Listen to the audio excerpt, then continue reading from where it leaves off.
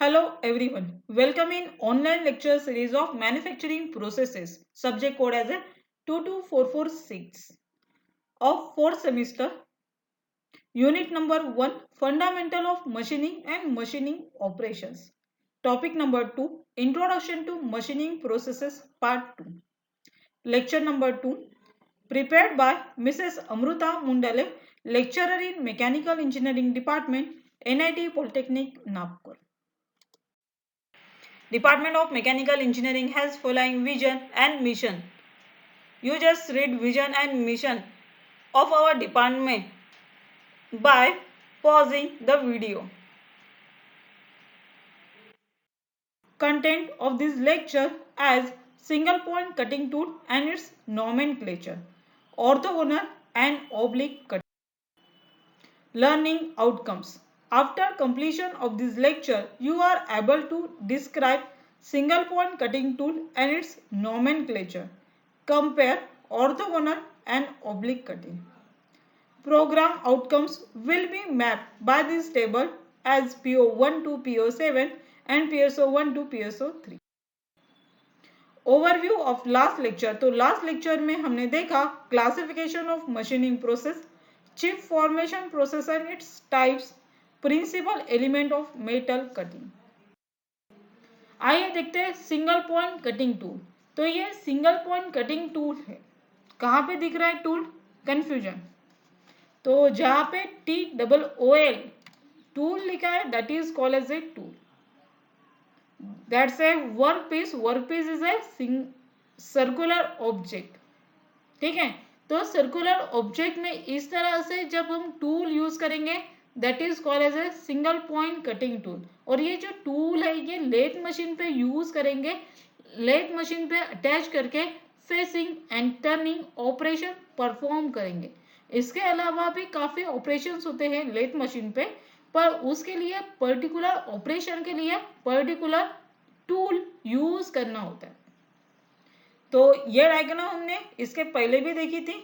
तो फीड भी यहाँ पे आती है, डेप्थ ऑफ कट भी आता है.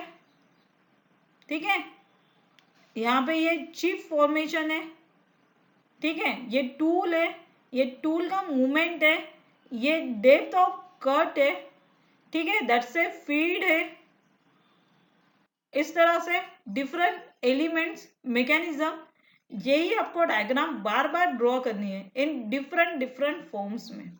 तो सिंगल पॉइंट कटिंग टूल को और भी डिटेल में जानते हैं. ये सिर्फ टूल देखा जिसकी ज्योमेट्री आपको देखनी है, जिसका side view, front view, top view देखना है, और उसमें क्या क्या एलिमेंट्स होते हैं और उसका यूज, उस एलिमेंट के नाम क्या है, ये आपको सारी चीजें देखनी. आइए देखते हैं नेक्स्ट वन.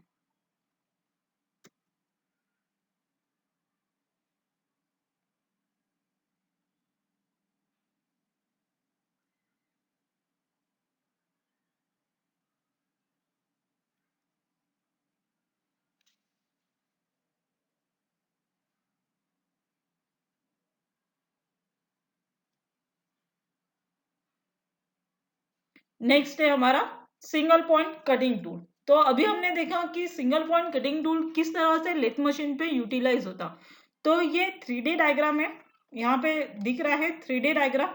3D डायग्राम में ये सिंगल पॉइंट कटिंग टूल है जो हम पर्टिकुलर लेथ मशीन में फेसिंग टर्निंग ऑपरेशन के लिए यूज करेंगे. ठीक है. तो इसमें डिफरेंट साइड्स है, डिफरेंट साइड्स में आपको यहाँ पे दिख रहा है कि नाम भी दिए. तो यहाँ पे एक एक्सिस दिख रहा है, क्लियरेंस और and relief angle, side cutting edge angle, side relief angle, flank, nose radius, back rack angle, cutting edge, face, side rack angle, axis, and cutting edge angle. ठीक है. ये डिफरेंट नाम्स है जो आपको इस कटिंग टूल को देने. ठीक है. तो फ्लैंक क्या होता है, फेस क्या होता है, ये चीजें हम डिटेल में पढ़ेंगे. आइए देखते हैं इसी सिंगल पॉइंट कटिंग टूल का front side and top view. ये 3D है, ऑर्थोगोनल. ये क्या है? 3D है. 3D नहीं है एक्चुअली, आइसोमेट्रिक व्यू है. आइसोमेट्रिक व्यू में यहाँ पे तीनों साइड के व्यूज दिख रहे कंबाइन, और उसी का ये ऑर्थोगोनल प्रोजेक्शन है. उस ऑर्थोगोनल पोजीशन में ये सारी चीजें यहाँ पे जो मेंशन की है, यही चीजें यहाँ पे मेंशन की। ठीक है, तो फर्स्ट देखते हैं शैंक। तो शैंक क्या करता है, वर्क टूल को टूल का हवे में रखेंगे तो वर्कपीस में मटेरियल रिमूव होगा क्या, नहीं। तो शैंक जो एलिमेंट है ये टूल को होल्ड करने का काम करता है, यानी ये टूल का पोजीशन है जो कटिंग एजेस और कटिंग एंगल से जुड़ा है, जिससे एक्चुअल मटेरियल रिमूव होगा। बट ये शैंक अगर नहीं है, इतना ही टूल है, तो आपका टूल किसी काम का नहीं है। तो शैंक क्या करता है, इस वर्क टूल को क्या करता है, होल्ड करने का, होल्डिंग डिवाइस में फिट करने का काम करता है। तो यहाँ पे क्या होगा, इसकी अटैचमेंट होगी टूल पोस्ट में, तब जाके ये काम कर सकता है। ये इसका लीप एंगल है। ठीक है, लीप एंगल कहाँ पे आता है, बोलिए, एंगल दिख रहा है आपको, कटिंग एजेस दोनों साइड में जो दिखेंगे उसके बीच का जो एंगल है that is called as a lip angle. ठीक है, इसी तरह से आपको यहाँ पे जो दिख रहा है फेस नोज रेडियस, क्या, nose radius is nothing but the circular portion और radius portion in between cutting edges, two cutting edges, one is end cutting edge and second is side cutting edge. इन दोनों से जो portion बनेगा उसका pointer को हमें क्या करना है, सर्कुलर करना। पॉइंटर अगर रहेगा तो मटेरियल रफली मूव होगा और लाइफ ऑफ टूल भी रिड्यूस होगी। जितना ज्यादा नोज रेडियस रखोगे उसकी टूल की लाइफ इंक्रीज होगी, पर ज्यादा नोज रेडियस होने से आपका workpiece rough surface provide करता है। ठीक है, तो ये भी समझ में है नोज रेडियस क्या है, it is measure in mm and its curvature portion in between of two cutting edges. कौन से two cutting edges, end cutting edges and side cutting edge. तो इनका एंगल भी बनता है, जब इनका एंगल शंक के साथ बनता है साइड कटिंग एज का, तो वो एंगल कहलाएगा हमारा साइड कटिंग एज एंगल। और यही एंगल अगर हमारे ऊपर से पोर्शन में बनता है, किसके साथ, फेस नोज से पास होते हुए बनेगा, तो उसको हम बोलेंगे end cutting edge angle. Back rake angle, back rake angle क्या है, टॉप पोर्शन से जो लिप एंगल के बीच का जो पोर्शन बचा है that is called as a back rake angle. और ये अगर साइड से देखते हैं तो साइड रेक एंगल, यानी एक्चुअल कटिंग पोर्शन जो है हमारा लिप एंगल के बीच का शंक का यानी फेस नोज रेडियस का ये एज, एज यानी क्या होता है, एंड कटिंग एज। एक एंड कटिंग एज है तो वो एक साइड कटिंग एज है। एंड कटिंग एज से अगर एंगल बनता है तो बैक रेक एंगल आएगा और दूसरा एंगल आएगा साइड रेक एंगल। इसी तरह से यही एंगल हम इस तरह से बनाते हैं तो उसको बोलेंगे साइड रिलीफ एंगल और एंड रिलीफ एंगल। ये सारे जो 7 पॉइंट्स है जो हमने यहाँ पे डिस्कस किए हैं, यही से बनता है हमारा सिंगल पॉइंट कटिंग टूल का टूल नोमेनक्लेचर और टूल सिग्नेचर। ये सारे पॉइंट जो उसके आगे आपको एक्सप्लेनेशन लिखना है, what is the meaning of शंक, what is the meaning of face, face is nothing but the contact between workpiece and tool portion that is called as a face।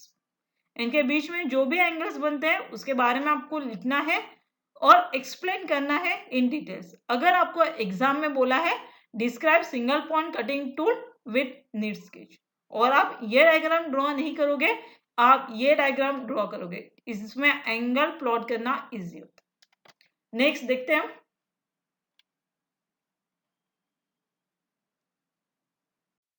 देखना है टूल सिग्नेचर। तो ये वही diagram है जो हमने देखी थी, यहाँ पे डिफरेंट व्यूज में दिख रही है, वही व्यूज है पर आपको प्रोजेक्शन दिखाने के तरीके अलग है। तो इसमें इस डायग्राम में जो शो हो रहा है, जो एलिमेंट्स हमने अभी पढ़े थे, what is flank, nose, face, side rake angle, back rake angle, lip angle, end relief angle, side relief angle, side cutting angle, nose radius, end cutting edges angle. तो इनको जो रिप्रेजेंट करते हैं with the help of tool signature. तो आइए देखते हैं tool signature के बारे में कुछ लाइंस। तो टूल सिग्नेचर ये कहता है कि the numerical code that describe all the keys angle of a given cutting tool, यानी टूल सिग्नेचर और सिंगल पॉइंट कटिंग टूल क्या रहेगा, it is a numerical code और numerical representation values of different angles and nose radius of cutting tool. A tool signature may be used for HSS or carbide inserts. HSS means nothing but the high speed steel और carbide inserts. ये दो material से ही हम tools बनाते। तो tool का जो material रहेगा हाई स्पीड स्टील रहेगा या कार्बाइड इंसर्ट्स रहेगा। Convenient way to specify tool angle by use of standardized abbreviated system is known as tool signature or tool nomenclature. The tool angles have been standardized by the American Standards Association. तो ASA ये standardise technique है, method है, association है जिन्होंने ये tool angle को define करने की method. The 7 important elements comprise the signature of the cutting tool and are stated in the following order. First is back rack, side rack, end relief, side relief, end cutting, side cutting and nose radius. तो कैसे बोलने का, याद रखने के लिए rack relief cutting, rack relief cutting, nose radius. तो first rack angle में दो रैक आएंगे, बैक एंड साइड। बी पहले आता है इसलिए बैक फर्स्ट साइड बाद में। एंड रिलीफ, साइड रिलीफ, इसमें बैक नहीं होता इसलिए एंड, तो ई पहले आता, एस बाद में आता। Rack relief cutting and nose radius, इस तरह से इसको हम रिप्रेजेंट करेंगे। आपको ये सीक्वेंस पूछा जाता है। It is usual to omit the symbols for degree and mm। तो जो एंगल्स रहेंगे वो डिग्रीज में रिप्रेजेंट होंगे और जो नोज रेडियस रहेगी वो mm में रिप्रेजेंट रहेगी। Simply having tool signature as 10,10,6682 ये वैल्यूज दी है, will have the following angles. तो इस वैल्यू के एंगल्स हमें फाइंड करना है। तो फर्स्ट वैल्यू का एंगल क्या होगा, इस 10 का क्या होगा, बैक रेक एंगल, सेकंड 10 का साइड रेक एंगल, थर्ड 6 का क्या है, एंड रिलीफ, फोर्थ 6 का साइड रिलीफ, 8 का बोलिए एंड कटिंग एज एंगल और 2 का side cutting and angle. Nose radius भी इसमें रहेगी जो यहाँ पे दी नहीं है। तो कितने एलिमेंट्स हो गए, 6 और एक रहता है 7 एलिमेंट जो कि होती है नोज रेडियस। आइए देखते हैं इसी को हम एक एग्जांपल के थ्रू। जो ये एग्जांपल है अभी इसकी वैल्यू चेंज हुई है पर सीक्वेंस सेम है, back rack, side rack, and relief, side relief, and cutting, side cutting, nose radius in mm। तो अभी जो यहाँ पे रिप्रेजेंट था वो इस तरह से था, back rack angle, side rack angle, end relief angle, side relief angle, and cutting edge angle, वो दोनों का 80 रहेगा। लास्ट में जो 2 था वो क्या था, नोज रेडियस। तो इसको टूल सिग्नेचर, टूल नोमेनक्लेचर बोला जाता है। आइए देखते हैं ऑर्थोगोनल कटिंग प्लेन। ठीक है, हमने डिफरेंट टाइप्स के कटिंग्स देखे। तो लेथ मशीन पे हमने सर्कुलर ऑब्जेक्ट को हमें क्या करना है, डिजायर शेप प्रोवाइड करना है। तो टूल क्या होगा, टूल भी मूव करेंगे हम with the help of depth of cut and feed, और हमारा वर्क पीस भी रोटेट होगा। इन दोनों के बीच में जितना भी इंटरप्रिटेशन होगा उससे हमारा कटिंग होगा। अब कैसे है कि मटेरियल को किस फॉर्म से कट करना है, कैसे कट करना है, जिसमें डिफरेंट ऑपरेशंस होते हैं। तो फर्स्ट है हमारा ऑर्थोगोनल कटिंग प्लेन। अब ऑर्थोगोनल कटिंग प्लेन में क्या रहेगा, आपके इस वर्क पीस का जो ये सरफेस है और इस सरफेस से ये सरफेस जो है वो एकदम से पैरेलल है। आप डेप्थ ऑफ कट एडजस्ट कर सकते हो, पर आप जब टूल को इसके एग्जैक्टली पैरेलल लगाओगे, ठीक है, इस फेस से बोला, ठीक है, इसका मीन क्या हुआ, इस फेस से जो कटिंग एजेस रहेगी उससे हमारा टूल क्या है, एग्जैक्टली परपेंडिकुलर, जिसके वजह से क्या होगा, that's cutting edges called as a orthogonal cutting, ortho means 90 और टूल एक्सिस और आपके वर्कपीस एक्सिस ये ऑर्थोगोनल एंगल यानी 90 परफॉर्म करनी चाहिए। Cutting edges, cutting edge is straight parallel to the original plane surface on the workpiece and perpendicular to the direction of cutting। तो orthogonal cutting plane में आपको तीन चीजें याद रखनी है, स्ट्रेट होना चाहिए, parallel to the original plane होना चाहिए और perpendicular to the direction of cutting. For example operation, lathe cut off operation, straight milling etcetera. तो लेथ मशीन में डिफरेंट ऑपरेशन हम पढ़ेंगे, उसमें हम समझाएंगे ऑर्थोगोनल कहाँ यूज होता है और ऑब्लिक कहाँ पे यूज होता है। तो वैसे तो ऑर्थोगोनल आपका फेसिंग एंड टर्निंग ऑपरेशन में यूज होता है, स्ट्रेट, टर्निंग, फेसिंग। नेक्स्ट है ऑब्लिक कटिंग प्लेन।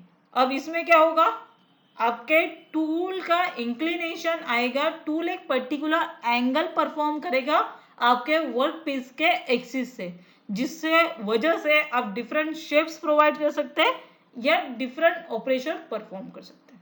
आइए देखते हैं इसके बारे में।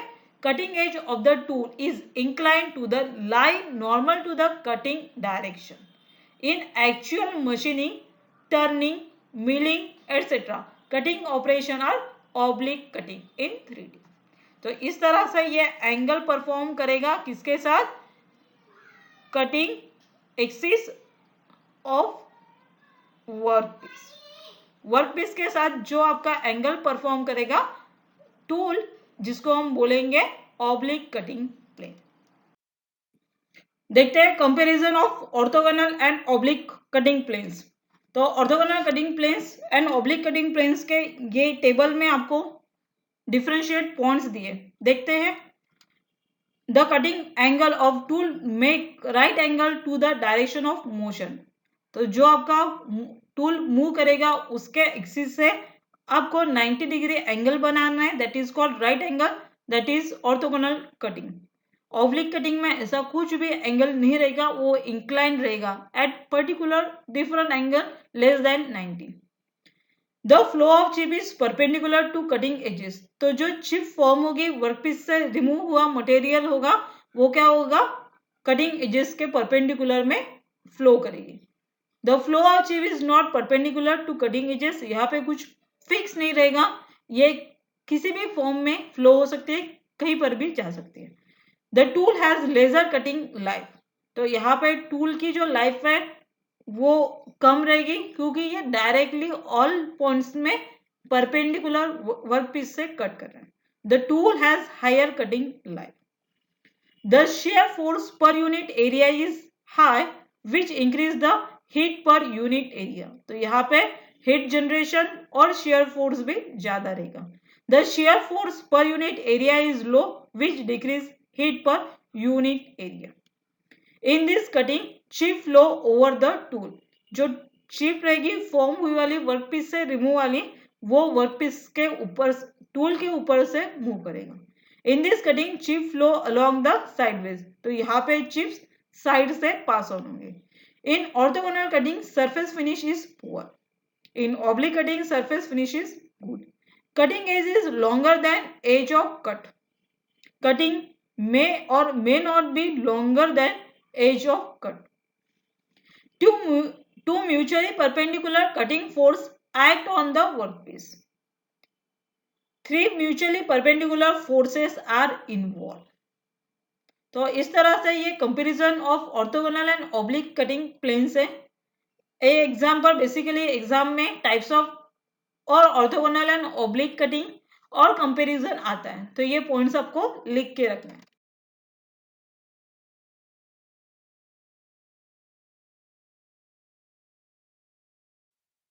Now the time is to discuss unit outcomes achieved by this lecture as describe single point cutting tool and its nomenclature, compare orthogonal and oblique cutting. Summary of today's lecture as single point cutting tool and its nomenclature, orthogonal and oblique cutting. Program outcomes achieved by this table as PO1, PO4, PO6, PO7 and PO2 is met. assignment. Now the time is to give some assignment, and that assignment is the assignment number 2. All of you note all the questions of this assignment and solve in your class copy. Question is, draw a single point cutting tool and explain its nomenclature. Explain tool signature with one example. Compare orthogonal and oblique cutting planes. For solving this question, watch this video again and again, refer the notes and solve it. Any doubts, any difficulty, then contact to subject teacher. Topic for next session में हम पढ़ने वाले हैं lathe machine. तो अभी तक हम machining process के बेसिक में पढ़ रहे थे जो एक्चुअल में लेथ मशीन पे perform. Thank you. Happy learning. Stay online.